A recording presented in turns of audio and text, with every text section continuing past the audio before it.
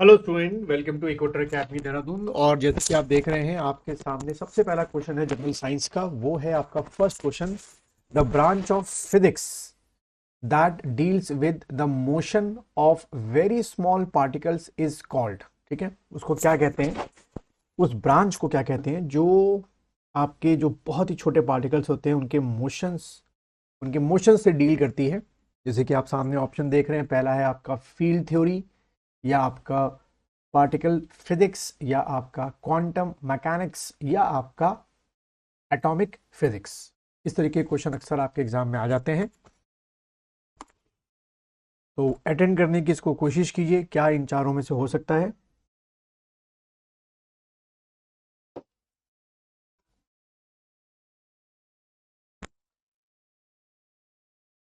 चलिए, तो बच्चों इसका जो आंसर है आपका, वो है आपका क्वांटम मैकेनिक्स। ठीक है, तो quantum mechanics is a branch of physics that deals with the motion of very small particle. चलो नेक्स्ट क्वेश्चन की तरफ बढ़ते हैं। नाउ ये आपका है question number second. Geodesy is the science that deals with. इन चारों में से क्या चीज होती है भाई geodesy? Dating of terrestrial rocks, या measurement of dimension of the earth, या C measurement of elevation and depression of the earth, या recording of change undergone by crust, या none of the above, more than one of the above. बहुत ही प्यारा question है। इस तरीके के क्वेश्चन भी आजकल ट्रिकी आने लगे हैं।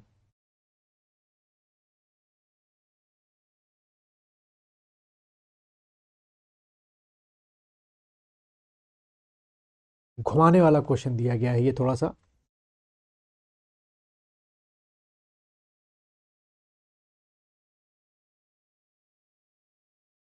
चलिए, इसके बच्चों में आंसर की बात करता हूं। इसका जो आंसर है वो है आपका ई।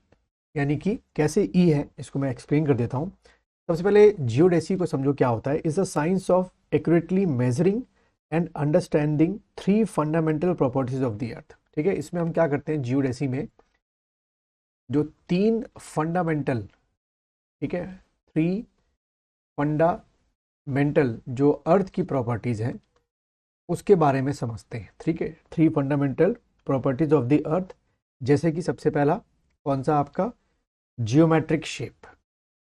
पहला जो आपके अर्थ का फंडामेंटल प्रॉपर्टी है वो है क्या है आपका जियोमेट्रिक शेप। वो इसके अंदर में स्टडी होती है। ठीक है, उसके बाद ओरिएंटेशन इन स्पेस। सेकंड जो आपका है वो है आपका orientation orientation in space. And third आपका आता है क्या, ग्रेविटी फील्ड। ठीक है, ग्रेविटी फील्ड। इन तीन चीज़ों को हम लोग पढ़ते हैं। ठीक, तो अगर आप यहाँ देखें, इनमें से कोई भी ऑप्शन नहीं है, नन ऑफ दी अबव ही आंसर वैसे बनेगा। लेकिन इन कभी एग्जाम में और आएगा कि जियोडेसी के अंदर क्या क्या चीज़ें कर रहे हैं। तो फंडामेंटल ऑफ अर्थ में हम लोग जो है वो पढ़ रहे हैं। अगर इसमें से एक देखा जाए तो बन सकता है measurement of dimension of the अर्थ, एक ये बन सकता है ऑप्शन में। जियोमेट्रिकल शेप आपका बन सकता है। और बाकी तो इसमें से ऑप्शन नहीं बन रहा है। ठीक है, वैसे आंसर बनेगा इसका ई। चलिए क्वेश्चन नंबर 3 को देखेंगे आप लोग। The field of science which studies automation and communication between human and machines is called. ये भी अच्छा क्वेश्चन है। सोचिएगा क्या कहते हैं, हाइड्रोपोनिक्स कहते हैं या क्रायोजेनिक्स कहते हैं। ठीक है, इसमें से क्या बन सकता है?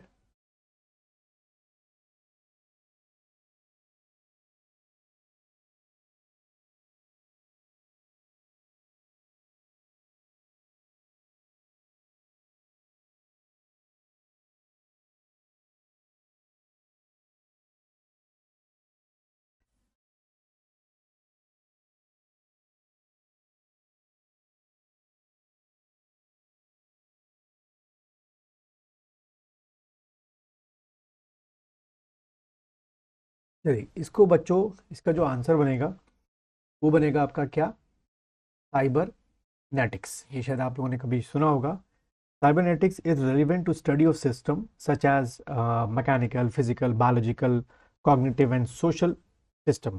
ठीक है, Cybernetics in 1948 as the scientific study of control and communication in the animal and machine। और ये जो डेफिनेशन थी साइबरनेटिक्स की, ये 1948 में अगर एग्जाम में आए कि दी किसने थी आपकी, तो इसका जो आंसर है वो है आपका नॉर्बर्ट वेनर। लिख देता हूँ, शायद एग्जाम में आ जाए। नॉर्बर्ट आपका वेनर, WENER, नॉर्बर्ट वेनर। चलो अगले क्वेश्चन की तरफ बढ़ते हैं। क्वेश्चन नंबर 4 को देखोगे आप लोग। Science of time measurement is, इसमें से क्या होता है? Science of time measurement is,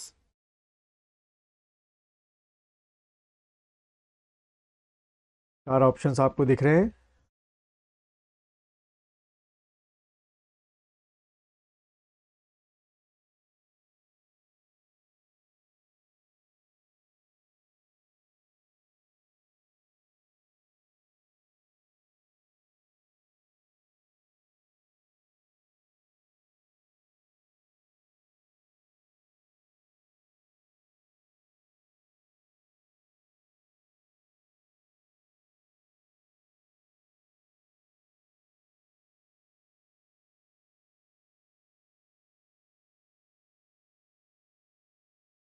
चलिए, इसका जो बच्चों आंसर है वो आपका है होरोलॉजी।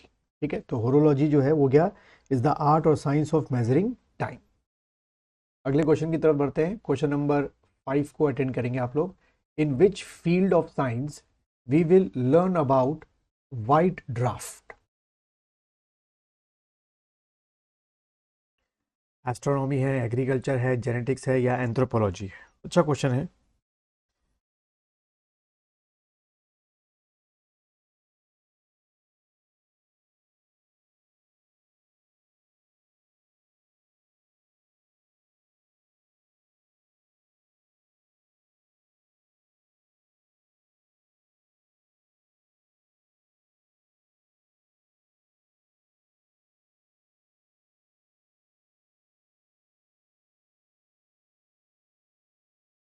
चलिए, इसका बच्चों आंसर क्या है? वो है दैट इज एस्ट्रोनॉमी से रिलेटेड आपका ये आंसर है।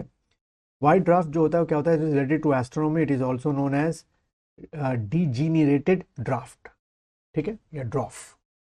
चलो क्वेश्चन नंबर 6 को देखोगे आप लोग।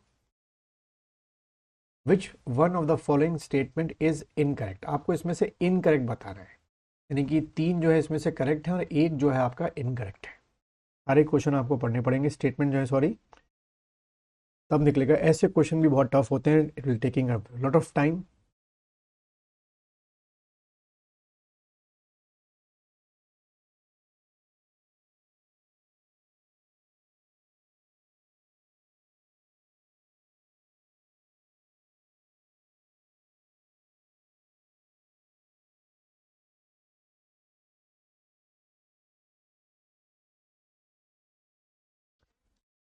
चलो बच्चों, इसका जो आंसर है इनकरेक्ट बताना है, तो इनकरेक्ट हमारा इसमें जो आंसर है वो है आपका क्या? बी।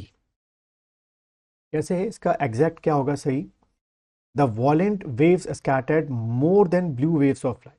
ठीक है, ध्यान रखना, जो आपकी वॉयलेट वेव्स होती हैं, ठीक है, वो जो आपकी इसकी जो स्कैटरिंग पावर होती है, ठीक है, उसकी जो क्या होती है स्कैटरिंग पावर, ठीक है, वो आपके ब्लू वेव से ज़्यादा होती है। और इसी कारण the main cause of sky being blue is the highest scattering of violet. इसलिए आपको स्काई जो है ब्लू दिखाई देगा, क्योंकि वॉयलेट रंग का स्कैटरिंग ज़्यादा होती है। ये हमेशा ध्यान रखना, then indigo and blue colour. ठीक, चलो, तो उम्मीद है आप लोगों ने बी इसमें किया होगा। 7th क्वेश्चन को देखेंगे।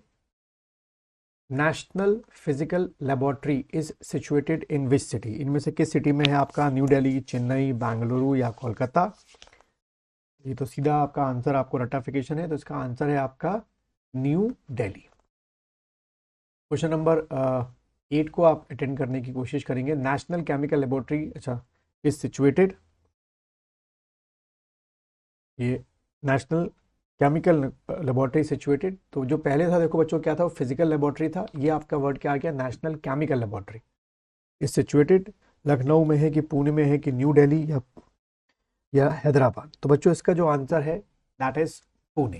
ठीक है, याद रखना केमिकल लेबोरेटरी पुणे में होगी। Question number 9, Tata institute of fundamental research जो है वो इनमें से कहाँ पर है? बैंगलोर में, कोलकाता में, दिल्ली में या मुंबई में?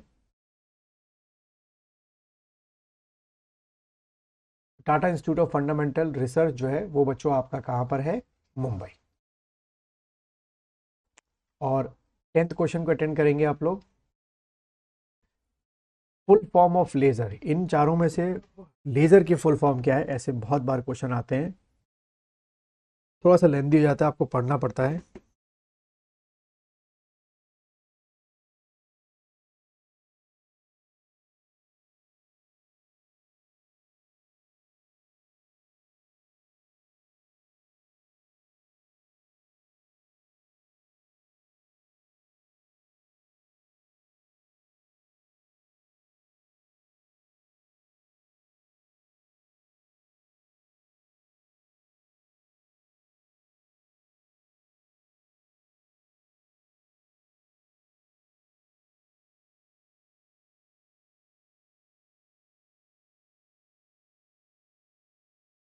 चलो इसके आंसर की बात कर लेते हैं बच्चों। इसका जो आंसर है वो है आपका बी। लेजर का फुल फॉर्म होता है light amplification by stimulated emission of radiation. के बाद नेक्स्ट क्वेश्चन देखो, laser is a device for producing, क्या चीज प्रोड्यूस करने के लिए किया जाता है?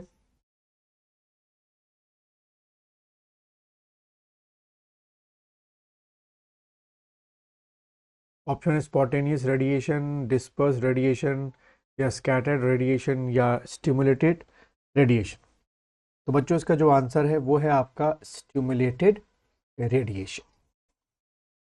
अगर आप अभी तक इस टेस्ट सीरीज तक या इस वीडियो तक बने हुए तो इसको लाइक कीजिए, शेयर कीजिए और इस चैनल के बारे में अपने दोस्तों को बताइए।